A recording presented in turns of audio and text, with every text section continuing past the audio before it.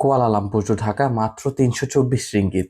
হ্যাঁ, 18ই September Kuala Lumpur two Dhaka মাত্র 324 ringgit. তবে এটা সবার জন্য না, যারা একেবারেই খালি হাতে বাংলাদেশে যাবেন ইমার্জেন্সি, তাদের জন্য এইটা। এখানে দেখতে পাচ্ছেন luggage zero. So luggage zero মানে আপনি হাতে কিছুই নিতে পারবেন না, হয়তো সর্বোচ্চ 7 কেজি একটা ব্যাগ নিতে পারবেন কাঁধে। সো যার কারণে এইটা শুধুমাত্র তাদের জন্য যারা খালি হাতে যাবেন বাংলাদেশে অনেক ইমার্জেন্সি কাজে।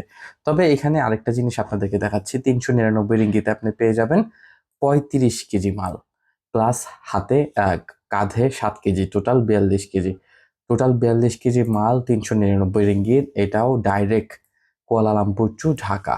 সো আপনি এইটা নিতে পারেন। যদি 324 রিঙ্গিতের আপনার না পছন্দ হয়, 399 রিঙ্গিত দিয়ে এইটা নিতে পারেন। এইটাতে আপনি পেয়ে যাবেন 42 কেজি মাল। আর এখানে দেখতে পাচ্ছেন যে আরো নিচে কিছু ইনফরমেশন আছে।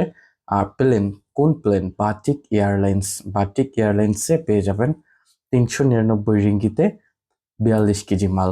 আর যদি নিচে আরেকটু খেয়াল করি তাহলে ওকে, এয়ার এশিয়া 35 মানে 37 কেজি, 30 কেজি লাগেজ আর 7 কেজি কাঁধে।